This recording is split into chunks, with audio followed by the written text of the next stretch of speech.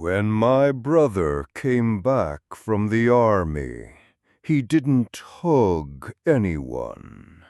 He shook our father's hand like two strangers at a meeting, nodded at me, and went straight upstairs.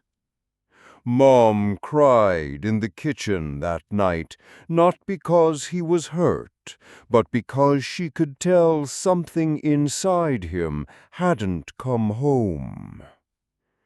The first strange thing he did was claim the smallest room in the house, the one we used for storage. It wasn't even a proper bedroom. He carried his duffel bag up there and shut the door. By the next morning, he had installed a padlock on the inside. I asked him why. He shrugged and said, "It's better that way." No explanation, just that. The night became different after that. I sleep downstairs, and sometimes, long after midnight, I'd wake to— It wasn't the sound of moving furniture. It was the sound of something being pulled, unwillingly. I told myself it was him pacing. Soldier's pace, I thought, but the rhythm was wrong, like 4 steps, pause, scrape. 4 steps, pause, scrape. At breakfast, he'd sit across from me at the kitchen table. He looked normal enough, except his eyes didn't seem to focus on me. They focused on the empty chair next to me. One night, I couldn't take it anymore. The dragging grew louder. I went up the stairs, each step creaking under my bare feet. The light under his door flickered, like a bulb about to burn out. I knocked. "Are you okay?" A pause. Then his voice, flat, expressionless. "Don't." The next day, when he left the house early, I tried the doorknob. Locked, of course, but the frame was marked as if someone had clawed at it. I leaned in and thought I heard whispering. Not his voice, higher, thinner, as if a child were talking softly just beyond the wood. I started to avoid home after work, lingering in the car, eating dinner out. But one evening, when I pulled into the driveway, I saw something that froze me. His window upstairs glowed with candlelight, not the steady light of a lamp, but when I entered, the door to his room was ajar. On the mattress sat his boots. Next to them, a pile of clothes, not his, too small, a child's shirt and pants. Behind me. I turned. He stood there, pale, his lips drawn tight. He slammed the door so hard dust rained from the ceiling. He whispered through his teeth, "Don't let them out." From then on the sounds escalated. Some nights it was footsteps, other nights knocking.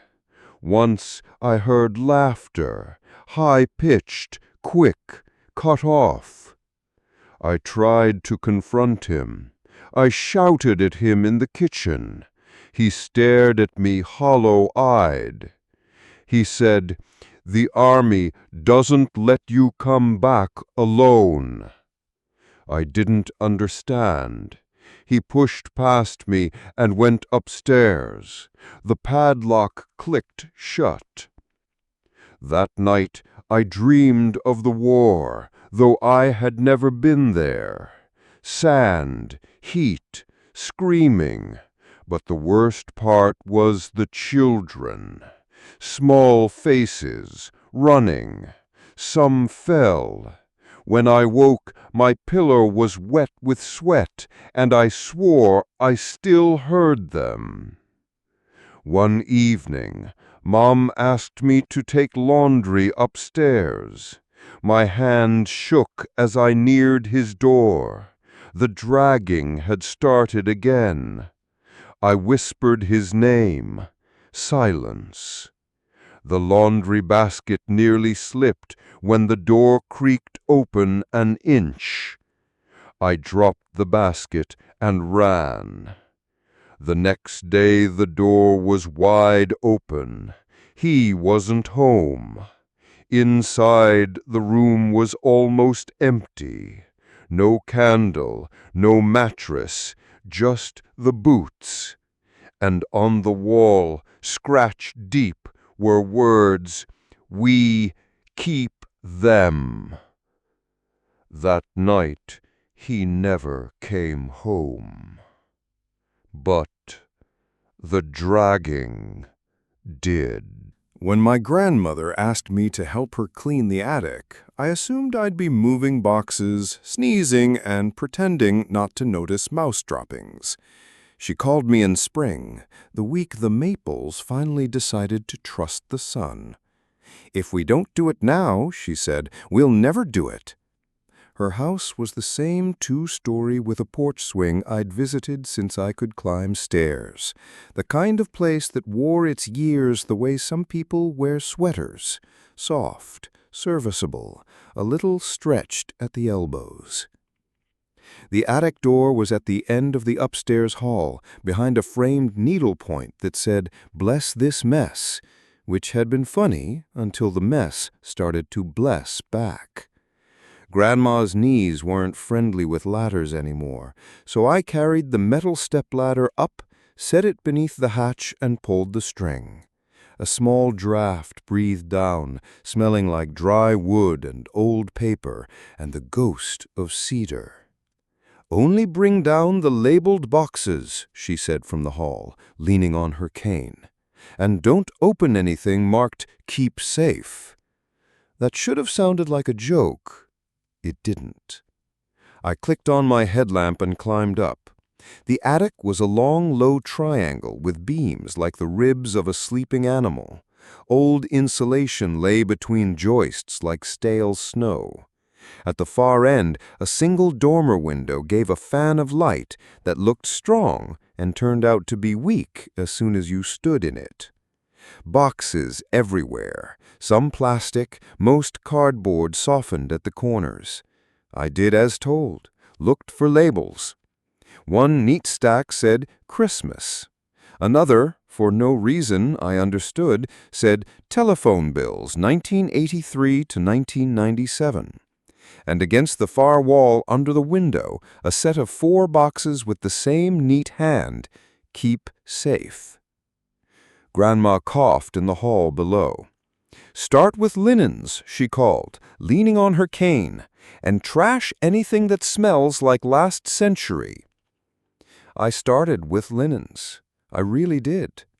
I lifted a blanket that still held the shape of a bed in it and found a folded pillowcase embroidered with 2 bluebirds that had flown to opposite corners years ago and hadn't thought to meet again.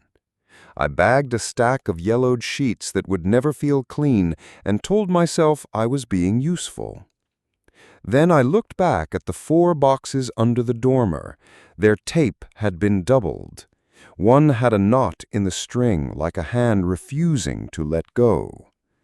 I told myself I would just move them closer to the hatch to make the real work easier later. I dragged the first one a foot across the boards, and the box felt heavy in a way that didn't match its size. Inside, something shifted with a soft, granular slide, as if weight could decide to be sand when you asked it to be light. I looked down through the hatch. "You're sure I shouldn't—" "Not those," Grandma said too fast, as if answering someone who wasn't me. I pushed the box back. The dust my hands had made settled slowly in the light. For a second it looked like the air was full of quiet insects. Then it was just dust again. I kept at linens and kitchen. I filled 3 trash bags with things I promised the past I'd feel guilty about later.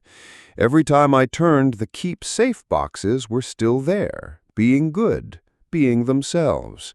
And every time I turned, I thought the dormer window had darkened one shade, as if a cloud had set its hand there. Half an hour in, I found a box that wasn't labeled. On its side, in pen, someone had started to write a word that ended in an unfinished loop. I lifted the lid. Inside lay a row of mason jars filled with what looked like hair. Not a whole head's worth, not anything dramatic, just locks, brown, blonde, something copper like pennies underwater. Each jar had a tag inside it with a name in my grandmother's hand. I recognized 2, my sister and me. The others were cousins, uncles, my mother. Small curls, souvenir tidy, like something saved from a first haircut and then forgotten. I waited for a chill that would make me a cliché. None came. People save hair. People are weird in ordinary ways. I put the lid back on. The second unlabeled box held photographs. They weren't in albums, just loose in stacks, corners blunted. A few were in those stiff cardboard frames from school portrait studios. I saw my first-grade picture with the crooked bowl cut that made me look like a haircut had happened to me instead of for me. Behind it, a photo I didn't know. A group of children on a porch I couldn't place. 3 girls with bows and 2 boys in hand-me-down collared shirts. And me, unexplicably me, at 6, standing at the end of the row. I stared. I had never stood on that porch. The boy next to me had my brother's ears from before they learned to lie flat.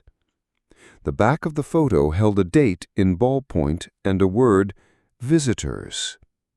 I felt the house put its palm against my back then, lightly, the way a person guides you through a crowd without wanting credit for it. I put the photographs back. I stood. I looked at the keep-safe boxes. "All right," I said, not to Grandma. I dragged the first one into the light and cut the doubled tape with my house key. Inside I found bundles wrapped in old flour sack towels. The first bundle held a doll. Not porcelain, a home-sewn thing from cloth, the kind that accepts love as easily as dirt. Its face was blank muslin. My grandmother had stitched no eyes, no mouth, just a suggestion of a nose. The hair was real, light brown, long enough to braid, and braided. Around the wrist, a paper tag, my name, written small and careful. My heart did not pound. If anything, it looked for somewhere to sit. The second bundle held another doll, same style, different hair, black, coarse, straight, the way my cousin Claire's had been before she dyed it leaf green in college. Her name on the tag. The third, my sister. Pinned beneath the third bundle laid a folded set of instructions, the kind typed on a manual typewriter, the way you see in recipe boxes. To keep watch. The first line read, "In event of knockers, count the names. In event of whispers, answer none." I laughed once because that's what people do when paper claims more authority than paper earns.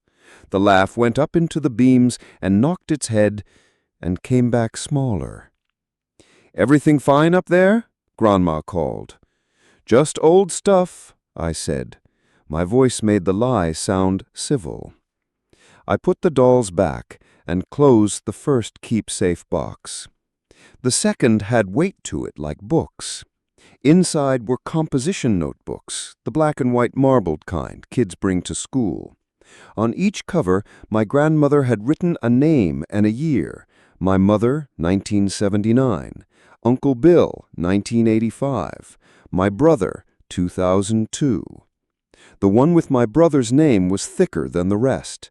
I didn't open it. I stacked them carefully. Under the notebooks lay a long, narrow envelope that used to be white. Inside was a key that didn't belong to any modern lock. Flat, old, with a round bow and teeth like a town skyline. The third keepsafe box wasn't heavy. It rattled the way dry things rattle.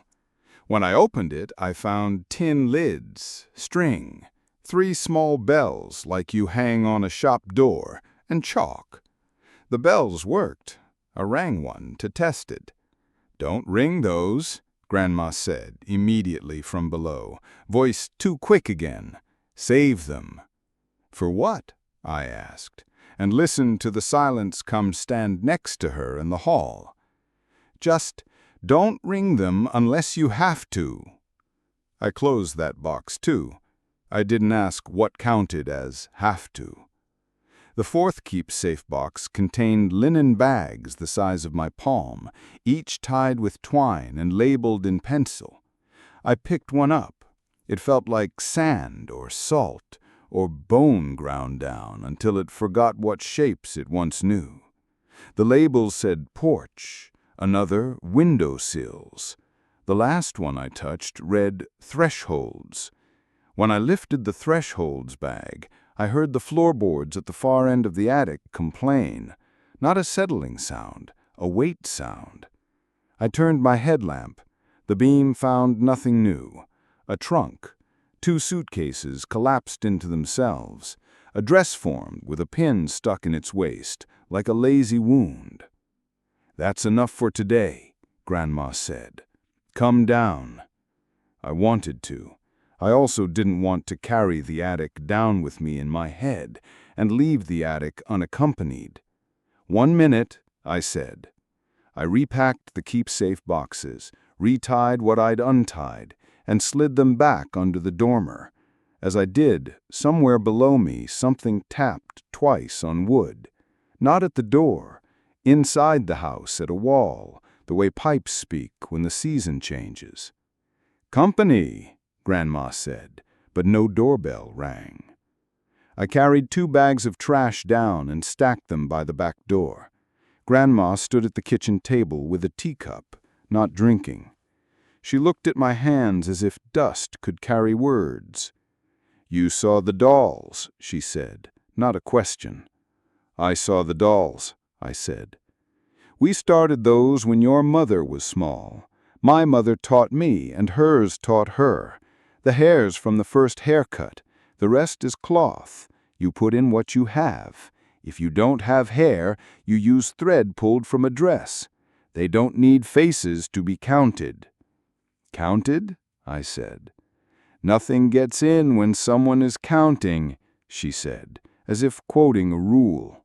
"Not right away."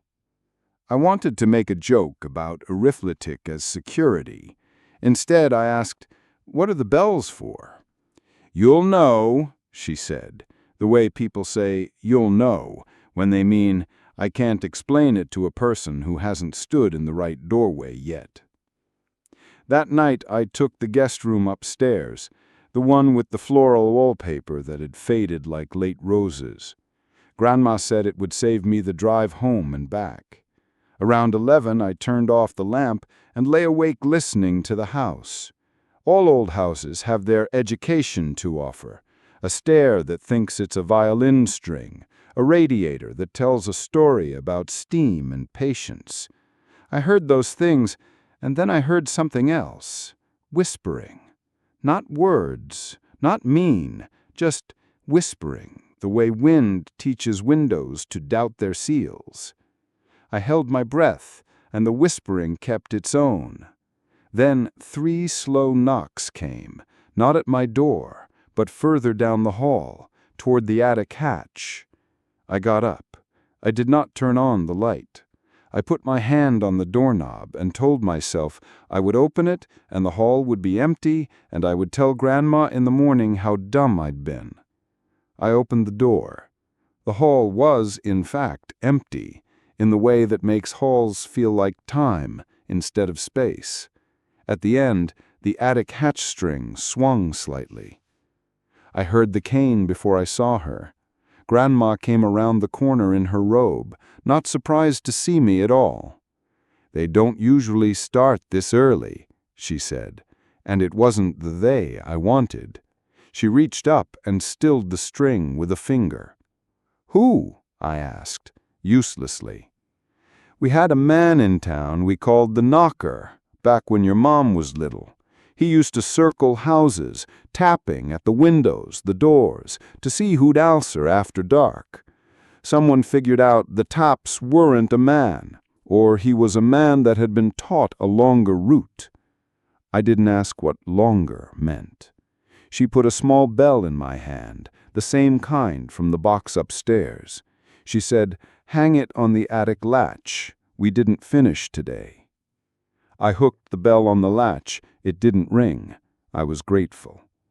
After we went back to our rooms, I lay awake listening for it. When I dozed, I dreamed of the photo of the unfamiliar porch. In the dream, the children turned their heads as one toward me, and their mouths were blank cloth like the dolls. When I woke, my heart had learned to drum in a new place, somewhere behind my ribs where news sits. Morning was eggs and toast and silence.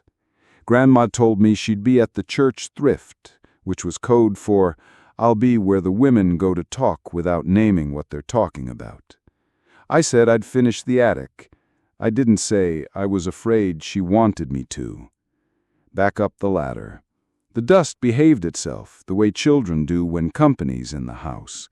I moved 2 more boxes of telephone bills. A trunk of sweaters that smelled like a cedar chest had sighed itself empty. A suitcase with a broken zipper full of paperback romances that had kept somebody safe through a year with too much winter in it. And then the window darkened. Clouds, I thought. But when I turned, there was no cloud, only a handprint on the dormer glass, where breath had fogged it from the wrong side.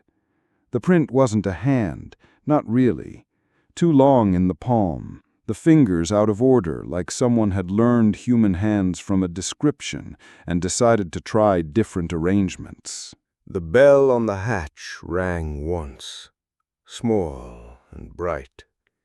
I stood very still.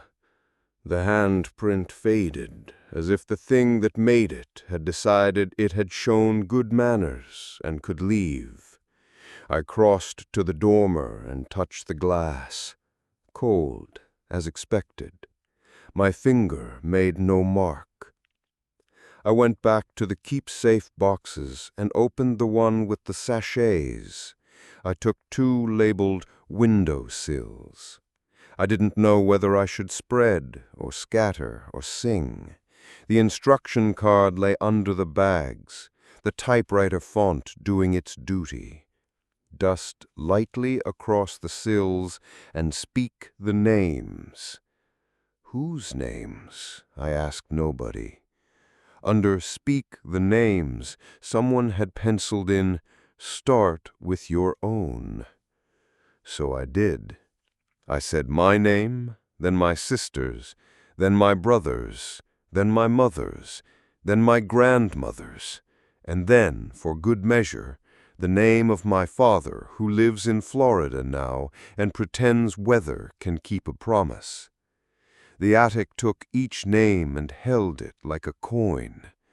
The dormer glass cleared. Downstairs something knocked twice, polite, impatient. I crossed to the hatch and looked down.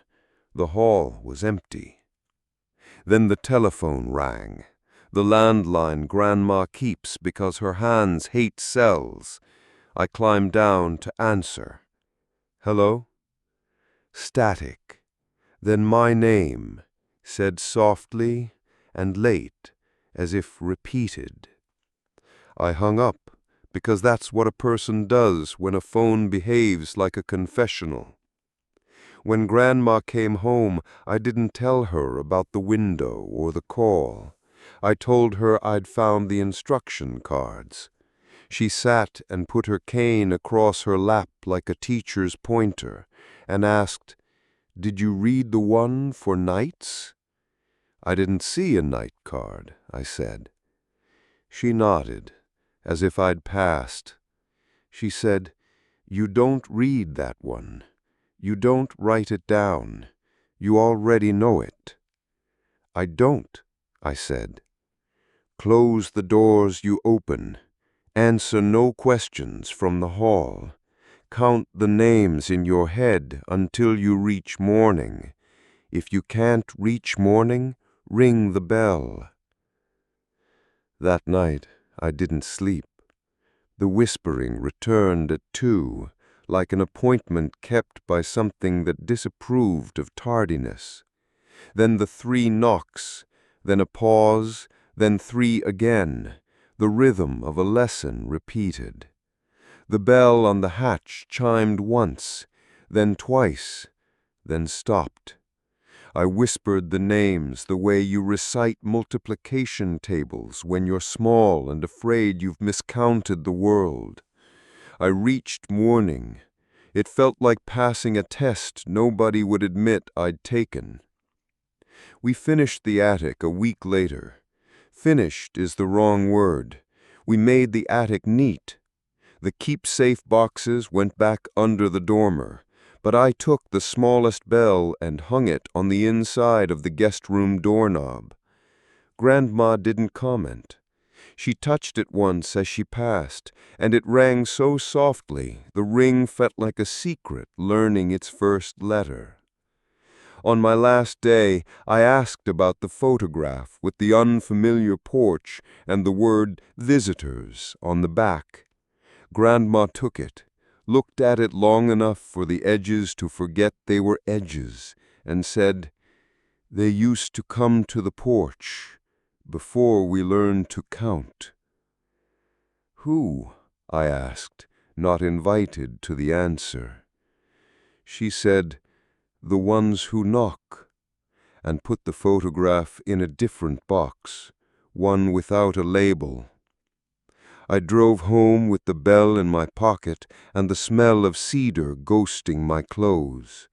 That night in my apartment, far from the attic hatch and the dormer window, I set the bell on my nightstand and told myself to stop narrating fear into furniture. The building settled at midnight. At 1, a car alarm coughed and quit. At 2, my phone on the dresser buzzed once, though no message arrived. I picked it up and put it face down. That's when I heard the bell ring, one bright, apologetic note. I lay very still. I said my name in my head, then my sister's, then my brother's, then my mother's, then my grandmother's, and then, for good measure, the name of the cousins in the jars, the ones whose hair had taught the dolls how to wait. The whispering came as a draft under the door and left as dust that had the decency to pretend it was nothing. In the morning, I called Grandma to ask if this was normal. She said, "Nothing's normal. Some things are just old." I heard her bell ring in the background, like a second line in a song. If there's advice in any of this, it's this: label the right boxes. Keep a bell in reach. Put hair aside when you have it. You don't know when you will again. Answer no questions from the hall. Speak your names the way you mean to keep them, and close the doors you open. If something taps at the window with too many fingers in the wrong order, remember somebody before you already wrote the card for that. Dust the sill, count to morning, and don't look long at the glass. Time will do what it does, so will families. What matters is which list your name is on when the knocking starts. My Uncle James was the kind of man who filled a room even when he wasn't speaking. He had a laugh like gravel poured from a bucket, and a limp that turned his cane into punctuation. He smoked too much, drank too much, and told stories nobody fully believed. When he died, the silence felt like it should have been a relief. But in our house, silence has a way of not staying quiet. The night after his funeral, my father left the TV on by accident. At least, that's what I thought. At 2 in the morning, I walked past the den and saw the screen flickering with static, the volume low. Dad was asleep upstairs. Mom was too. I turned the TV off. As I stepped away, I heard it. The click of a lighter, the rasp of tobacco catching fire. The smell of smoke followed, old and sharp. For weeks after, the house carried habits that didn't belong anymore. A glass left on the table, half full of whiskey. The cane knocking against the hallway wall at night. We told ourselves grief does tricks. My aunt said she'd once found herself setting a plate for him at Sunday dinner before remembering. My father muttered that habits leave fingerprints. But one night, I was the only one awake, reading in the kitchen. That's when I heard footsteps in the hall, uneven, dragging slightly, the sound of a limp. They stopped outside the kitchen door. "Uncle James?" I whispered before I could stop myself. The knob turned halfway, then nothing. Mom found me pale the next morning. I told her. She set her coffee down too hard and said, "Don't say his name after dark." "Why?" She said, "Because names are doors." It got worse. Sometimes at night the radio in the living room would turn itself on, playing one of his old country stations. Sometimes the smell of smoke would hang heavy only in his room, even though the window was shut tight. One evening, Dad walked past that room and saw someone sitting in the old chair. Not clear, not solid, just the outline, shoulders bent, hand lifting a glass. He shut the door and didn't go back in. I made the mistake of looking. I'd been hearing the cane at night for days, knocking once against the banister as if to announce the climb upstairs. I decided if I opened the door fast enough, I'd see nothing and it would be over. So I did. Inside, the chair was empty, but the ashtray was warm. And when I turned to leave, there was a reflection in the dark window. A man behind me, older, leaning on a cane, watching. The next day, Dad nailed the bedroom door shut. He said it was to help us move on. But I heard the cane that night anyway, knocking against the closed door as if amused by the gesture. The worst night came in winter. Snow piled against the porch, the house tight and creaking.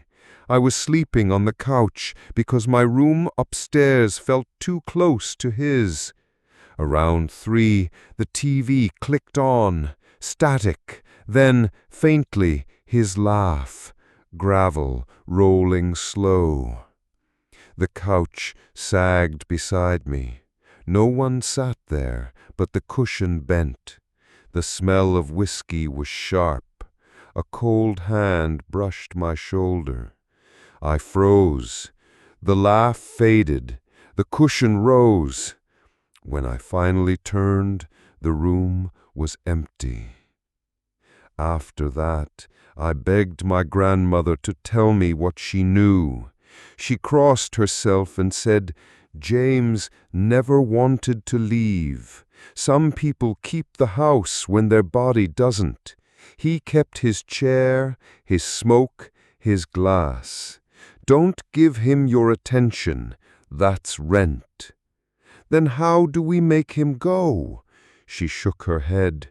"We don't. We outlive him."